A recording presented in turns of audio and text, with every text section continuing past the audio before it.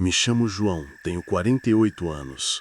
E essa história que vou contar agora é a que me assombra até os dias de hoje, como uma sombra que se arrasta pelos cantos escuros da minha memória, sussurrando lembranças que eu preferiria enterrar para sempre.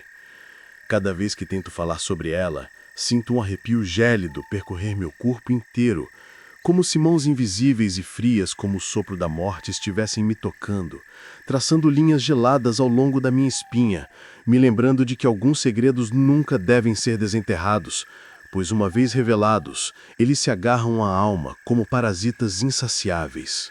Eu evito reviver esses momentos com todas as minhas forças, mas eles voltam nos sonhos mais profundos, nos silêncios opressivos da noite quando o mundo parece parar, e nos sussurros do vento que carrega ecos de vozes que não pertencem aos vivos. Foi há alguns anos, quando eu estava no abismo do desespero absoluto. Desempregado por meses a fio, aceitando bicos humilhantes aqui e ali, carregando caixas pesadas em mercados lotados, limpando quintais alheios cheios de entulhos e sujeira acumulada, só para colocar um prato de comida simples na mesa e não deixar minha família ver o quanto eu estava quebrado por dentro, fragmentado como um espelho rachado refletindo um homem que eu mal reconhecia. Morava em uma cidadezinha esquecida no interior de Santa Catarina, um lugar onde o inverno é impiedoso e cruel, com ventos cortantes que uivam como almas penadas perdidas na escuridão, e noites que engolem tudo em um breu infinito, onde até as estrelas parecem se esconder de medo. Um amigo, daqueles que aparecem nos momentos mais sombrios da vida, como uma luz fraca em um túnel sem fim, me falou de uma vaga de guarda noturno em uma tinturaria remota, cercada por uma floresta de mata atlântica densa e ameaçadora, onde os animais noturnos espreitam entre as árvores centenárias, seus olhos brilhando como pontos de luz maligna na penumbra. Liguei na hora, o coração batendo forte de uma mistura de esperança desesperada e pavor pelo desconhecido que se abria à minha frente. Para minha surpresa, a voz do outro lado da linha era acolhedora, quase urgente, como se eles estivessem desesperados por alguém, qualquer um, para preencher o vazio que pairava sobre o lugar, uma necessidade que eu sentia ecoar na entonação apressada. Marcaram a entrevista para o mesmo dia, sem delongas ou burocracias desnecessárias, e eu pilotei minha moto por estradas de asfalto sinuosas e esburacadas, ladeadas por mata fechada que parecia se fechar sobre mim como um abraço sufocante. Cheguei à fábrica 1 hora depois de ter ligado para a empresa, o suor misturado ao frio da jornada grudando na minha camisa. Da minha casa até a fábrica dava exatamente 22 quilômetros. Não era tão longe em distância, mas parecia uma eternidade em termos de isolamento, como se eu estivesse deixando o mundo civilizado para trás. Não houve formalidades. Fui levado diretamente à sala do patrão, um homem de 60 anos, magro, com cabelos totalmente grisalhos, olhos fundos e sombrios como poços sem fundo onde a luz se perdia, e um sorriso forçado, que mais parecia uma careta de dor contida, distorcendo seus lábios finos em uma expressão que não transmitia calor algum. Ele explicou com uma voz baixa e hesitante, pausando entre as frases como se cada palavra lhe custasse esforço, que o guarda anterior, Mauro, estava se afastando por depressão severa. As palavras saíram dele como um sussurro culpado, carregado de um peso invisível, e eu notei como ele evitava olhar diretamente para mim ao mencionar o nome, desviando o olhar para a janela embaçada que dava para a floresta lá fora. Em seguida, me mostrou a estrutura da indústria, uma tinturaria construída há 20 anos aos poucos, com 3 galpões ligados um ao outro por corredores estreitos e sombrios, um tratamento de água que borbulhava com um som constante e hipnótico, e uma caldeira isolada, que exalava vapor quente como o hálito de uma fera adormecida. Tudo isso com galpões de tijolos aparentes e envelhecidos pelo tempo, máquinas velhas que rangiam como ossos se partindo no silêncio opressivo, cercada por uma floresta impenetrável que parecia viva, respirando com o movimento das folhas e o farfalhar de criaturas invisíveis, e uma área de preservação ambiental na frente, cortada por um riacho de águas frias e murmurantes que corriam entre pedras lisas e cobertas de musgo, refletindo a lua em noites claras como um espelho quebrado. O patrão, com uma urgência que me inquietou profundamente, como se o tempo estivesse se esgotando para ele, me perguntou se eu poderia começar naquela mesma noite, sem mais adiamentos. Seriam 12 horas intermináveis de serviço, das 19 às 7 da manhã, de segunda a sexta, vigiando o vazio sob o manto da escuridão que envolvia tudo como um véu negro. Nos fins de semana, os funcionários não trabalhavam, e um caldeirista solitário que morava nas redondezas passaria pela frente da empresa dando uma olhada rápida e superficial por fora, apenas para confirmar se o portão estava trancado com firmeza e se nenhuma sombra indesejada havia invadido o perímetro. Aceitei na hora, mesmo com o corpo exausto de uma noite inteira sem dormir, os olhos ardendo como brasas vivas e a mente nublada pela fadiga que pesava sobre mim como uma âncora, tornando cada pensamento lento e confuso. Eu precisava daquele emprego mais do que de ar nos pulmões. Era isso ou a rua, o desespero absoluto de não conseguir pagar as contas. Mas o que me deixou atônito, como um soco inesperado no estômago, que me deixou sem fôlego, foi quando ele mencionou que eu seria registrado imediatamente e pago por hora. E o valor oferecido era quase o triplo do que qualquer guarda noturno ganhava na região. Uma quantia que soava generosa demais para ser real. Achei que fosse uma brincadeira macabra, um teste para ver se eu piscaria ou questionaria, mas ele falava sério, os olhos cravados nos meus como se procurasse por rachaduras na minha determinação, avaliando se eu era forte o suficiente para o que viria. Controlei o entusiasmo que borbulhava dentro de mim como uma efervescência incontrolável. Fechei o acordo com um aperto de mãos que pareceu selar um pacto sombrio e irreversível, a palma dele fria e seca contra a minha suada, e às 19 horas eu estaria lá, sozinho com os mistérios da noite que se aproximava como uma onda inevitável. Na saída, cruzei com Mauro no pátio poeirento onde o chão de brita rangia sob os pés como ossos triturados. Ele era um homem robusto, nos seus 62 anos, com o corpo forte forjado por anos de trabalho árduo e manual, músculos endurecidos pelo tempo e pelo esforço constante, mas suas mãos tremiam incontrolavelmente como se carregassem o peso de um terror invisível que as agitava como folhas ao vento. E seu rosto estava pálido como de alguém que havia visto o que não se deveria ver, com olheiras profundas que pareciam buracos escavados pela insônia. Trocamos poucas palavras, mas cada uma delas ecoava com um subtexto de advertência sutil, carregado de um aviso não dito. Ele me desejou sorte com uma voz rouca e entrecortada, como se as cordas vocais estivessem desgastadas pelo grito interno. Disse que o serviço era tranquilo, que havia trabalhado ali por 8 anos longos sem incidentes graves, as palavras saindo mecânicas como se repetidas inúmeras vezes. Mas havia algo em seu olhar, uma inquietação profunda, um brilho de pena misturada com um horror contido e palpável, como se ele estivesse olhando para um homem condenado a um destino que ele conhecia bem demais. Parecia estar com pena de mim, como se soubesse de um destino cruel que me aguardava nas sombras da noite, e tive a sensação inabalável de que ele mentia, não só para mim, mas para si mesmo, como se as palavras fossem um escudo frágil contra memórias que o devoravam por dentro, corroendo sua sanidade pouco a pouco. Comecei naquela mesma noite, o ar úmido e opressivo envolvendo-me como um sudário frio e pegajoso que grudava na pele. Meu trabalho era simples, mas carregado de uma tensão constante que me mantinha em alerta. Abrir o portão para os funcionários que chegavam ou saíam, com o rangido do metal ecoando como um lamento prolongado na quietude, e fazer rondas pelo pátio externo de hora em hora, iluminando os cantos escuros com uma lanterna cuja luz penetrava as sombras vorazes que pareciam se mover sozinhas. O local era isolado de um jeito que sufocava a alma, sem vizinhos próximos, sem o conforto das luzes da civilização piscando ao longe, só o breu absoluto da floresta e os sons noturnos que pareciam sussurros de entidades antigas e esquecidas, o farfalhar de folhas misturado ao croxitar de corujas e ao coachar distante de sapos no riacho. 3 poços artesianos modernos abasteciam a fábrica com águas frias e profundas, bombeando com um zumbido constante que se tornava hipnótico após horas de solidão.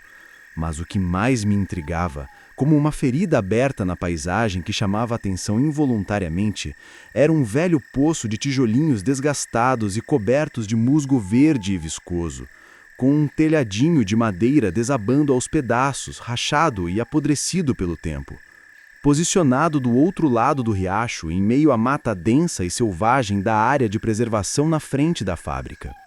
Parecia ter sido construído há décadas, talvez há mais de 60 anos, em uma era distante, quando aquela terra era rural e selvagem, e não fazia o menor sentido existir ali, como uma relíquia amaldiçoada que a terra se recusava a engolir ou esquecer. Por que não haviam demolido durante a construção da fábrica? Por que ele persistia, teimoso e inabalável, como um monumento a algo que ninguém queria lembrar? O tempo passou devagar, como um relógio quebrado que marca horas eternas. Cada minuto se estendendo em uma eternidade de vigilância solitária. Tudo correu bem nos primeiros meses, ou pelo menos é o que eu me convencia a acreditar, ignorando os pequenos arrepios que sentia ocasionalmente. O trabalho era puxado, com noites que se estendiam como abismos sem fundo, o cansaço acumulando-se nos ossos como um peso invisível, mas o salário compensava, chegando pontual e generoso em minha conta, fazendo-me sentir um homem de sorte em um mundo cruel e indiferente. Recebi tudo certinho, sem atrasos ou descontos inesperados, e por um ano inteiro me agarrei a essa ilusão de normalidade, repetindo para mim mesmo que era apenas um emprego como qualquer outro. Até que chegou o fim de ano, e os funcionários entraram em férias coletivas, deixando a fábrica como um túmulo vazio e silencioso, onde até o eco dos passos se perdia. Me pediram para trabalhar todos os dias nesse período sombrio, 22 dias seguidos de solidão absoluta, vigiando o silêncio opressivo que preenchia cada canto. Seria cansativo até o osso, com o corpo clamando para descanso e a mente lutando contra o isolamento, mas o salário extra era excelente, como um bálsamo para a alma fatigada e uma recompensa que justificava o sacrifício. Aceitei, ignorando o pressentimento que rastejava no fundo da minha mente como uma serpente venenosa, sussurrando dúvidas que eu empurrava para longe. Nos primeiros dias, tudo correu bem, ou pelo menos sem incidentes que me fizessem questionar a sanidade, o silêncio interrompido apenas pelo vento e pelo riacho distante. Mas em uma noite particularmente escura, com a lua escondida atrás de nuvens pesadas como chumbo que ameaçava chuva, escutei passos na brita do pátio, leves, delicados, como os pés descalços de uma criança correndo em brincadeira inocente, cada pisada fazendo a brita ranger de forma sutil, mas inconfundível. Meu coração disparou como um alarme enlouquecido, o sangue gelando nas veias como se congelasse instantaneamente. Peguei a lanterna com mãos trêmulas, os dedos escorregadios de suor frio, e saí para a ronda, vasculhando cada canto da fábrica, inclusive por dentro, onde as máquinas dormiam como bestas adormecidas, suas sombras alongadas dançando à luz da lanterna. Nada, absolutamente nada além do vazio ecoante e das sombras imóveis. Achei que fosse imaginação, um truque cruel da mente exausta e sobrecarregada pelo isolamento prolongado. A solidão absoluta, o silêncio que engolia todos os sons, exceto o bater do meu próprio coração acelerado, a neblina espessa vinda do riacho que subia como fantasmas etéreos e pálidos, serpenteando pelo chão. Tudo isso poderia confundir até o homem mais forte, distorcer a realidade em um pesadelo acordado onde o real e o ilusório se misturavam. Havia noites em que eu não enxergava 2 metros à frente por causa da neblina densa e branca, um mundo reduzido a um velo opaco e sufocante, como se estivesse preso em um filme de terror, onde o monstro se esconde logo além do alcance da visão, esperando o momento certo para atacar. Poucos dias depois ouvi de novo os passos leves e ritmados como uma dança infantil, as risadas cristalinas e infantis ecoando como um eco de uma alegria perdida no tempo, e dessa vez o som inconfundível de uma bola quicando no chão. Toque, toque, toque, cada quique como uma batida em um caixão selado, reverberando no ar gelado. Meu estômago se revirou em nós apertados, o suor frio escorrendo pela testa apesar do ar gelado que penetrava as roupas e um calafrio subindo pela espinha como uma corrente elétrica. Verifiquei tudo novamente. o coração martelando no peito como um prisioneiro desesperado batendo nas grades. Nada. Comecei a achar que estava enlouquecendo, que o isolamento estava corroendo minha mente como ácido corrosivo, dissolvendo as barreiras entre o racional e o irracional. Mas faltava pouco para o pessoal voltar. Eu me repetia isso como um mantra repetitivo e desesperado, agarrando-me a essa frágil esperança para não cair no abismo da loucura que se abria à minha frente. Nos últimos dias, ouvi aquilo toda noite, sem falha ou misericórdia. Risadas que pareciam vir de todos os lados ao mesmo tempo, um coro espectral e infantil. Passos que circundam a guarita. Uma sala quadrada de tijolos à vista, com janelas de vidro em todos os lados, que ficava na frente da fábrica, próximo ao riacho, como um cerco invisível e apertado. A bola quicando no chão. Às vezes na parede, o som ecoando como marteladas no meu crânio. Cada impacto enviando ondas de terror pelo meu corpo inteiro, fazendo os pelos dos braços se eriçarem. Já não tinha coragem de sair procurando. Ficava encolhido na guarita, os olhos fixos na porta trancada com a chave virada na fechadura, me convencendo com voz trêmula e baixa. Já vai acabar, já vai acabar. As palavras ecoando no pequeno espaço como uma prece vã. Quando o pessoal finalmente voltou, com o barulho das vozes e dos passos trazendo de volta um ar de normalidade, tirei uma semana de férias merecidas, deixando um funcionário interino encarregado de abrir o portão e fazer as rondas básicas, enquanto eu tentava recompor os fragmentos da minha sanidade em casa, longe daquele lugar amaldiçoado, dormindo durante o dia e evitando a noite como se ela fosse uma inimiga pessoal. Na volta, notei algo que me inquietou ainda mais, adicionando camadas ao mistério que já me consumia. Haviam roçado toda a vegetação rasteira da área de preservação, deixando o chão limpo e exposto, com a terra fresca e úmida à vista, exceto em torno do velho poço. Ali, o mato permanecia alto e selvagem, como garras afiadas que se entrelaçavam, como se uma força sobrenatural o protegesse de qualquer intervenção humana, impedindo que as lâminas das ossadeiras se aproximassem. Achei que iam terminar o serviço depois, talvez no dia seguinte ou na semana que viria, mas os dias se passaram em uma sucessão lenta e nada mudou. Nunca mexeram lá, como se um tabu invisível e poderoso os impedisse, uma proibição não dita que todos pareciam respeitar instintivamente. Achei estranho, um mistério que se somava aos outros, corroendo minha paz mental como uma gota d'água constante em uma pedra. Um dia, já de noite, com a escuridão caindo como uma cortina pesada e inescapável, escutei alguém chamando no portão. Uma voz baixa e familiar que me fez o coração parar um instante, congelando o ar nos pulmões. Fui ver quem era, a lanterna cortando o breu com um feixe de luz, e lá estava Mauro, o antigo guarda, sua silhueta espectral e encurvada sob a luz que projetava sombras longas no chão. Ele disse que queria conversar um pouco, ver como estavam as coisas na fábrica, mas sua presença me assustou, enviando um calafrio pela espinha como uma lâmina gelada. Achei que ele estava querendo voltar para o serviço, talvez tomar meu lugar e me deixar sem nada, ou então trabalharmos os dois, já que a empresa não havia encontrado outro para intercalar comigo nas noites intermináveis. De qualquer forma, seriam menos horas para mim, e eu acabaria ganhando menos. Mas ainda assim, era um ótimo salário, uma quantia que me permitia viver com dignidade. Isso sempre me pareceu estranho, um enigma sombrio que pairava no ar. Se a empresa pagava tão bem, com valores que atraíam olhares invejosos, por que não achava gente para trabalhar?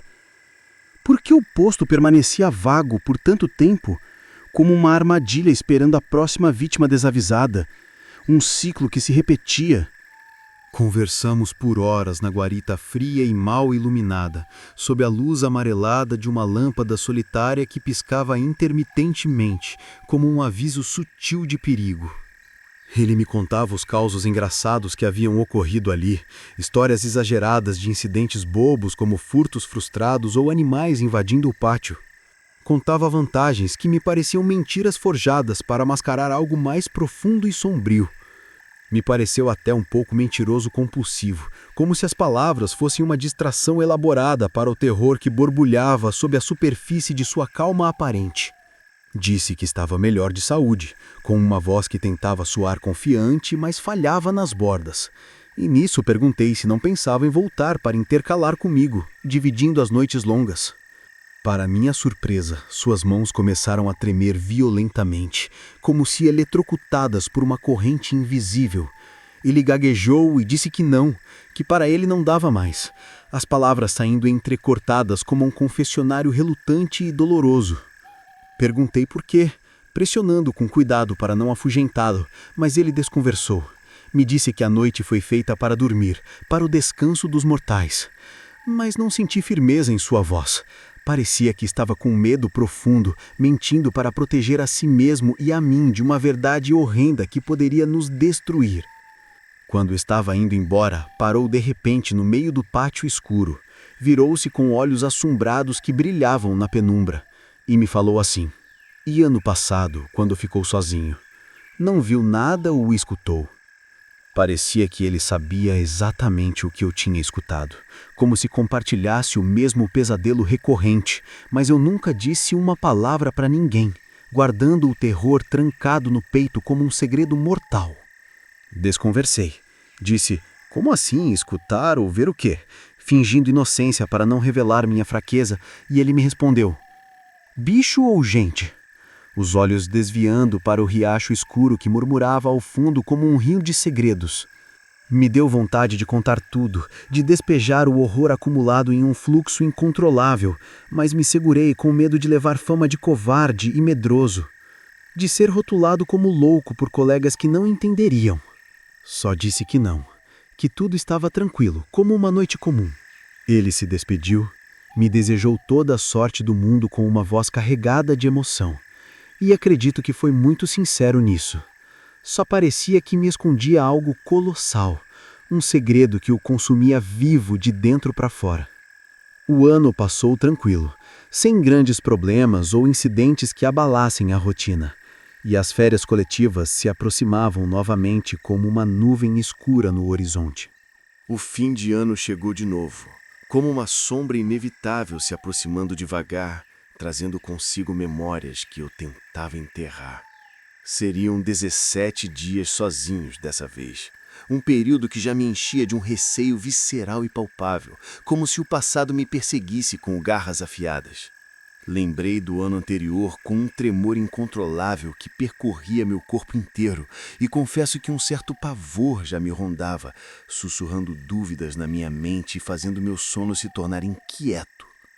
Passei a fazer uma oração toda vez que chegava à fábrica, invocando proteção e forças divinas para me protegerem do mal invisível que sentia pairar no ar úmido e pesado, as palavras saindo dos meus lábios em um murmúrio devoto. Nos primeiros dias, tudo correu bem. Uma calmaria enganadora que me fazia questionar se o terror não havia sido ilusão de uma mente fatigada. Mas no 9º dia, como um relógio amaldiçoado marcando a hora da danação com precisão cruel, começaram de novo. Risadas infantis ecoando como um coro espectral e dissonante, a bola batendo com violência ritmada no chão ou nas paredes, e dessa vez comecei a ver uma sombra próxima ao coço, uma forma pequena e escura, dançando na neblina que subia do riacho, com olhos que brilhavam como brasas no escuro, penetrantes e implorantes. Vozes surgiam do nada, sussurros que se entrelaçavam ao vento frio, e uma voz infantil, doce e implorante, dizendo: "Vem brincar comigo." As palavras ecoando na minha mente como um chamado hipnótico. Tive a certeza absoluta, como um raio iluminando a escuridão da dúvida, de que tudo aquilo estava relacionado ao velho poço. Aquele monumento ao mistério que pulsava como um coração negro e pulsante no centro da área de preservação. Quando faltavam 3 dias para os operários voltarem das férias coletivas, num impulso de curiosidade mórbida e coragem falsa, alimentada pelo desespero que crescia dentro de mim como uma erva daninha, levei um par de botas de borracha de casa, altas o suficiente para atravessar o riacho traiçoeiro sem molhar os pés. Ao chegar à fábrica, fiz minha oração com voz trêmula, as palavras ecoando no vazio da guarita como um escudo frágil. Então atravessei o riacho gelado, a água subindo quase ao limite das botas, parecendo murmurar ameaças em meus ouvidos como vozes fracas e distantes. O mato era alto e denso, grudando na minha pele como garras vivas, o chão uma lama pegajosa que sugava meus passos como se quisesse me prender ali para sempre, cada avanço uma luta contra a terra relutante. Quando me aproximei do poço, a estrutura revelava-se ainda mais antiga e decrépita do que imaginava. Tijolos cobertos de limo verde viscoso que escorria como lágrimas, exalando um cheiro de água podre e estagnada que invadia as narinas como um veneno. A madeira do telhadinho podre rangendo ao vento como gemidos de agonia prolongados. Iluminei com a lanterna o fundo do poço, o feixe de luz tremendo em minhas mãos suadas e frias. E lá, boiando sobre a água parada e fétida como um cadáver inchado e abandonado, uma bola vermelha infantil, encardida pelo tempo, manchas de sujeira ancestral que parecia sangue seco coagulado na superfície. Então, ouvi, vindo do fundo abissal e escuro, a mesma voz infantil, agora mais clara e insistente, ecoando nas paredes úmidas. Vem brincar comigo. Senti uma força invisível me puxar, como mãos geladas e esqueléticas agarrando meus ombros e pescoço com dedos ossudos, me puxando para a borda escorregadia coberta de musgo, querendo me arrastar para o fundo do poço. E uma voz dentro da minha mente, não a minha própria, gritava com urgência hipnótica: se joga agora e brinque para sempre. O chamado ecoando como um eco infinito. Lutei com todas as minhas forças, o pânico me dando uma energia sobrenatural que eu não sabia possuir. Gritando internamente contra o chamado irresistível, os músculos tensos como cordas esticadas. Saí correndo desabalado, tropeçando na lama traiçoeira que grudava nos pés, caindo de rosto no chão fétido e úmido, perdendo uma bota no atoleiro que açugou como uma boca faminta e voraz. Tranquei-me na guarita, o corpo tremendo incontrolavelmente como se acometido por uma febre violenta. O coração batendo como se quisesse explodir do peito e fugir dali. Passei os 3 últimos dias sem sair 1 centímetro, encolhido no canto mais escuro da pequena sala, ouvindo sussurros constantes ao redor das paredes finas, um vulto aparecendo nas janelas como uma alma implorando entrada com mãos pálidas, a voz repetindo sem cessar: vem brincar comigo, não me deixe sozinha no escuro. As palavras se infiltrando na minha mente como veneno lento. Quando o pessoal finalmente voltou, trazendo o barulho da vida cotidiana como um alívio abençoado, tirei outra semana de férias, o corpo exausto como se tivesse envelhecido anos em dias, a mente fraturada por visões que não ousava compartilhar com ninguém, temendo o julgamento ou a incredulidade. Na volta ao trabalho, fui direto ao escritório, com as pernas pesadas como chumbo arrastando no chão poeirento. Pedi demissão com voz rouca e baixa, as palavras saindo como um alívio amargo que lavava a alma. O patrão me perguntou se queria um aumento substancial, os olhos penetrantes como se sondassem minha alma em busca de verdades ocultas, sabendo mais do que admitir abertamente. Disse que não, recusando com firmeza apesar do tremor interno que me abalava. Ele agradeceu meus serviços com uma formalidade fria e distante. Disse que eu era bem-vindo se quisesse voltar algum dia, as palavras soando vazias como um eco numa caverna. Mas, antes de eu sair, parou e me perguntou, com uma voz baixa e carregada de subentendidos que me arrepiaram: você está indo embora por causa de algo que viu ou ouviu?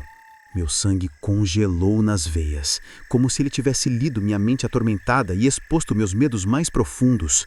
Me segurei para não explodir em um desabafo. Disse que estava apenas cansado do ritmo exaustivo, mas saí dali com a certeza absoluta de que nunca mais voltaria, que aquele lugar era um portal para horrores que devoravam a alma sem piedade. 2 dias depois, recebi uma ligação de Mauro, sua voz rouca e urgente como um chamado do além que me pegou de surpresa. Ele queria conversar, me deu seu endereço com insistência, como se o tempo fosse curto. Fui até sua casa, uma casa de madeira simples, dessas comuns do interior de Santa Catarina, isolada como um monastério em meio à mata, com o vento uivando ao redor como cães famintos e raivosos. Me recebeu como um irmão perdido há anos, os olhos vermelhos de noites insones e lágrimas contidas que brilhavam na luz fraca. Sentamos na cozinha escura e esfuraçada, perto do fogão a lenha que crepitava como risos abafados de demônios, o calor irregular contrastando com o frio que eu sentia por dentro. Ele abriu uma garrafa de uísque importado, um presente irônico do patrão que parecia zombar de nós, e bebemos, ele mais do que eu, afogando as memórias em goles ardentes que queimavam a garganta e nublavam a mente. Quando já estava bastante embriagado, os olhos vidrados e a voz pastosa e arrastada, começou a falar, as palavras jorrando como um dique rompido após anos de contenção. Contou tudo. Tudo o que viu, tudo o que ouviu, cada detalhe horripilante que o havia quebrado por dentro como vidro estilhaçado. Disse que aquele poço era anterior à fábrica, uma relíquia maldita de uma propriedade rural antiga, perdida no tempo e no esquecimento coletivo. Ali, muitos anos atrás, em uma era de miséria e isolamento onde a vida era dura e impiedosa, havia um casal morando naquelas terras remotas, lutando diariamente pela sobrevivência. Tiveram uma filha apenas, depois de anos de tentativas frustradas e orações desesperadas ao céu indiferente, implorando por um milagre que finalmente veio. A menina era esperta, alegre como um raio de sol em dia nublado e chuvoso, vivia inseparável de sua bola vermelha e gasta, correndo pelos campos com risadas que enchiam o ar de vida e ecoavam pela mata, trazendo um pouco de luz à existência árdua dos pais. Sempre pedia um irmão para brincar, implorando com olhos inocentes e cheios de esperança, mas a mãe, já com idade avançada e o corpo enfraquecido pelos anos de trabalho extenuante, não podia mais engravidar, o que partia o coração da família em silêncios dolorosos e noites de lágrimas contidas. Um dia fatídico, sob um céu tempestuoso que trovejava como um presságio divino de desgraça iminente, os pais voltaram da roça exaustos, as mãos calejadas e sangrentas do trabalho, o corpo dolorido e coberto de terra, e não ouviram mais a menina. O silêncio era ensurdecedor, como um vácuo que sugava a esperança e preenchia o ar com pavor. Procuraram por tudo, gritando seu nome até a voz falhar e a garganta doer, o pânico crescendo como uma onda avassaladora que os engolia. A mãe, guiada por uma premonição terrível que a acertou como um punhal no peito, corroendo sua alma, correu até o poço com o coração na garganta, os pés tropeçando na terra irregular, e lá estavam, no fundo escuro e abissal, flutuando na água gelada, a menina e a bola, inertes e silenciosas. Ninguém sabe ao certo o que aconteceu. Talvez a bola tenha caído no abismo por acidente, rolando pela borda escorregadia, e ela, em sua inocência infantil e impulsiva, tentara pegá-la e escorregado para as águas geladas e traiçoeiras que a engoliram sem piedade, afogando seus gritos em bolhas silenciosas. O pai se entregou à bebida, afogando a dor em garrafas que o consumiam lentamente, morrendo em agonia e arrependimento aos poucos, o corpo se deteriorando dia após dia. A mãe enlouqueceu, vagando pela mata gritando pelo nome da filha perdida, os cabelos desgrenhados e os olhos selvagens como os de um animal ferido. Os dois sumiram no mundo vendendo as terras a troco de quase nada, fugindo da maldição que agora assombrava o lugar. Outras pessoas tentaram morar ali depois, atraídas pelo preço baixo da terra que parecia uma barganha irresistível. Mas todas foram embora sem explicação, fugindo no meio da noite após noites de terror indizível. Risadas infantis ecoando do nada na escuridão, bolas quicando sozinhas na penumbra com o ritmo hipnótico, vozes chamando do poço como um chamado irresistível que penetrava a mente. A casa ruiu com o tempo, devorada pelo mato voraz e pelo esquecimento implacável da natureza, mas o poço restou intacto, como um guardião maligno que desafiava o tempo. Muitos anos depois, a área foi comprada pela empresa, que derrubou a mata com motosserras barulhentos e implacáveis, construiu a fábrica sobre o que outrora foram roças e pastos abandonados. mas deixaram a área na frente da empresa, ao redor do poço, intacta, como área de preservação. Como se algo invisível e poderoso os impedisse. Ferramentas quebravam inexplicavelmente, trabalhadores adoeciam com febres inexplicáveis e delírios. Acidentes grotescos aconteciam sempre que se aproximavam, como se uma maldição os repelisse. Saí da casa de Mauro com os cabelos em pé, o corpo inteiro arrepiado como se tocado por eletricidade espectral que corria pela pele. Mesmo bêbado, ele parecia aliviado por contar tudo, como se tivesse expulsado um demônio de dentro de si após anos de tormento. De repente, agarrou meu braço com força desesperada, os olhos enlouquecidos e injetados, e falou: "Eu quase me joguei, João. Quase pulei para o fundo para brincar com ela, para acabar com o chamado eterno." E eu compreendi, enfim, o que vivi. O horror puro, o mistério que envolvia aquele lugar como uma teia pegajosa e inescapável. Até hoje não sei se ali há algo maligno que atrai tragédias, um demônio antigo disfarçado de inocência infantil para enganar as almas, ou se é o espírito de uma criança sozinha, presa no escuro e frio do poço, eternamente faminta por companhia, chamando almas para compartilhar sua solidão infinita no abismo sem fim. Mas uma coisa eu sei: alguns mistérios são portas para o inferno, e uma vez abertas, eles nunca mais se fecham completamente, deixando ecos que perseguem para sempre. Se você ouvir uma risada infantil na noite silenciosa, ou sentir um puxão invisível em direção ao escuro, fuja. Fuja com toda a sua alma antes que o convite se torne irresistível e te arraste para o vazio eterno.